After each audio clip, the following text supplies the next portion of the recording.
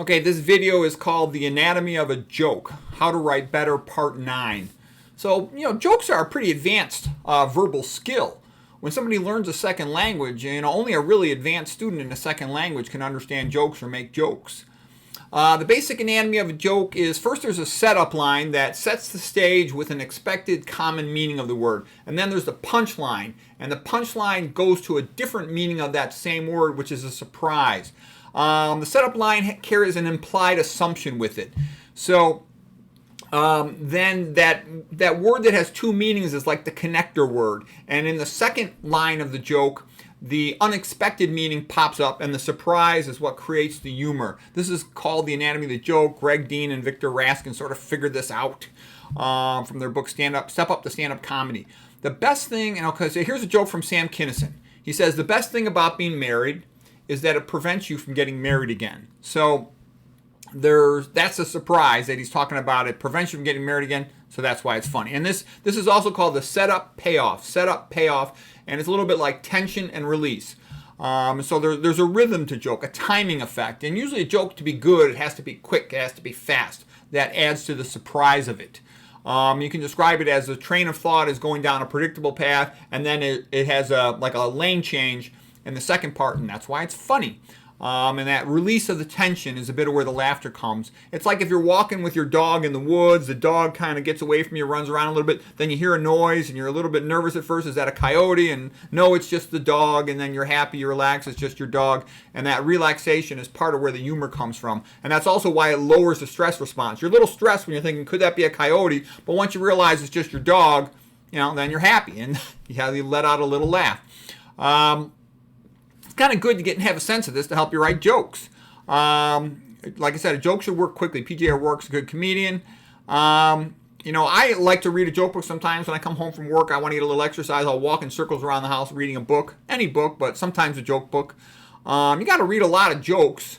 Like maybe 100 of them. I used to collect all these jokes. It was kind of like, I almost had like a personality transformation thing. Like when I came from college, I just studying all the time and wrestling all the time. I was a little bit socially awkward according to my family, and so I started collecting all these jokes because I know everybody liked to talk about jokes. Nobody wanted to talk about books, so I collected them, and sometimes I still collected them for years. I actually have thousands of jokes stored up in my files. I have files of all kinds of quotes and jokes and stuff. So I'll be reading a joke on the kitchen table. My wife comes up to me. She says, "Why you read that nonsense? Why don't you get a moonlighting job and make some money for this family?" I say, "Yeah, right."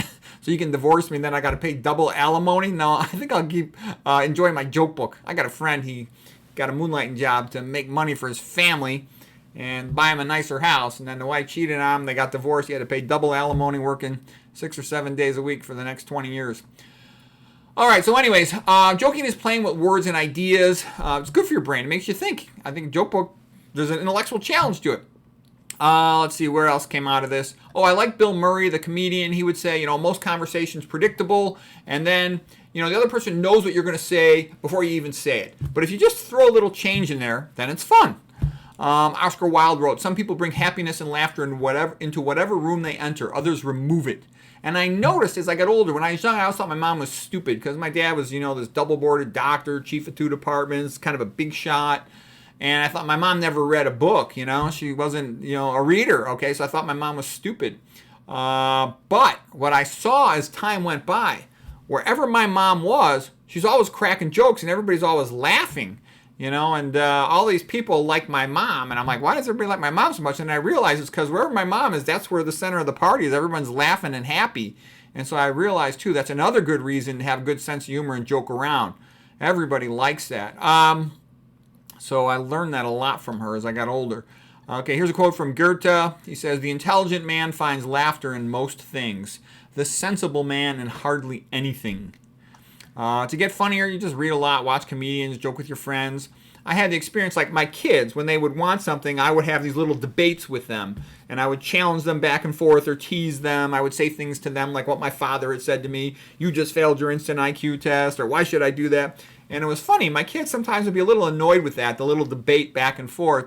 But as I got older, my kids were like, "You know what, Dad? You helped me learn how to talk." They go, "Because I have these little back and forth arguments with you when I'm at school and I joke with my friends. Everybody says I'm funny because I crack all these jokes because I'm in the habit of doing that, arguing in a funny way back and forth with you. So that was one good thing I did as a parent. I screwed up plenty of other things.